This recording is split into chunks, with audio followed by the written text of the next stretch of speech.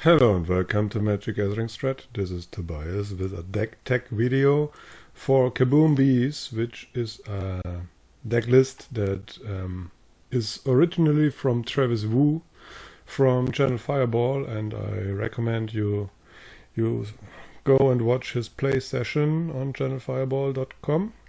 But I don't agree with his deck list totally, so I made my own. But the main engine stays the same. I have Blasphemous Act and Hornet Nest as a nice little combo, because Blasphemous Act will deal 13 damage to each creature, and Hornet Nest thus will make 13 Hornet tokens, and if it runs ideally, I will have 13 Hornet tokens and my opponent will have 0 creatures, and then I win the game in 2 turns. Okay, more fun with Blasphemous Act is Boros Reckoner. This was already playable in Standard. And yes, the Reckoner basically will deal 13 damage to my opponent with the Blasphemous Act.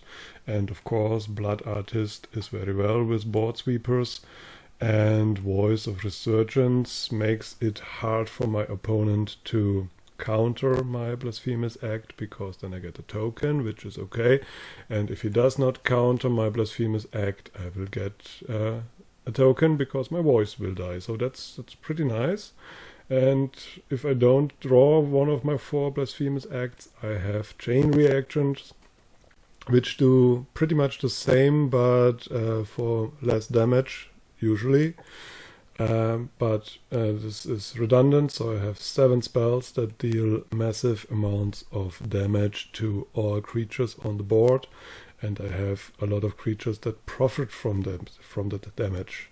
So in order to be a little quicker, I have Birds of Paradise, so I can play turn 2 Hornet Nest or turn 2 Boros Reckoner, and I have Elvish Visionary to draw some more cards, and then I have a pretty shaky mana base, and I have Ethervial. Ethervial is a great card because it makes my creatures harder to counter, and I have a little gem in my mana base, which is Forbidden Orchard. Forbidden Orchard has the unique drawback of generating 1/1 colorless spirit tokens for my opponent whenever I tap them for mana.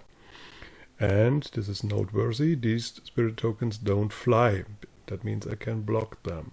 So I very often am in the situation where I have to decide whether to go on the Forbidden Orchard plan, because I have a Blood Artist in hand. And I can generate a lot of tokens, making my Blasphemous Act cheaper and my Blood Artist better. But this is always some sort of a gamble if you want to do this. Time usually is in your favor, so if you're in a situation where it's not profitable for the opponent to attack with the colorless spirit tokens, and you have the Blood Artist and you have Mass Removal or the Boros Reckoner, you can go for the plan, but it can go very wrong when the opponent can counter. And the last card in the main deck that I did not talk about yet is the Suture Priest. It's a neat little creature, nice interaction with Forbidden Orchard again, because whenever a creature enters the battlefield under my opponent's control, he will lose 1 life.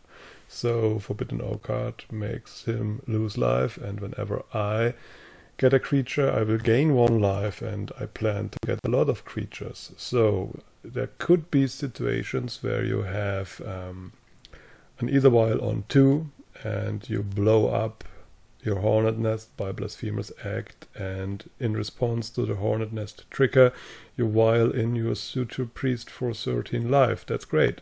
And the Suture Priest isn't a bad card against Splinter Twin, because every token he generates with his Splinter Twin combo will cost him 1 life, and that's usually good.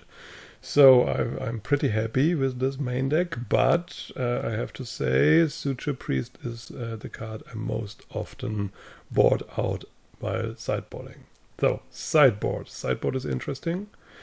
I have a little life gain and persist against burn and non-blue control decks. I have a Scavenging Ooze. There is one Scavenging Ooze main deck. But yes, if I have to shut down my opponent's graveyard, Scavenging Ooze is nice. I have Rending Volley against Splinter Twin. I have Sword Seize against combo decks, but I never boarded it in actually. And I have Stony Silence and Kataki against Affinity.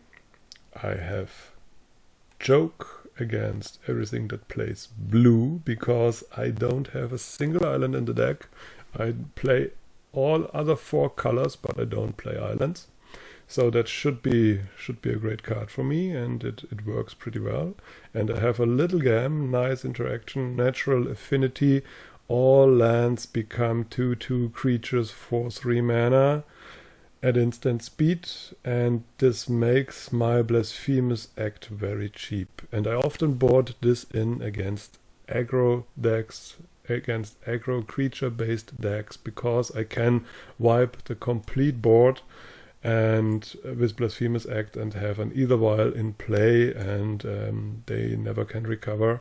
And it's also a very nice card if you know that your opponent plays Wrath of God effect or Supreme Verdicts, because he will wipe out all lands, and it's usually very good for you. So this is the deck. Obviously it's more a fun deck.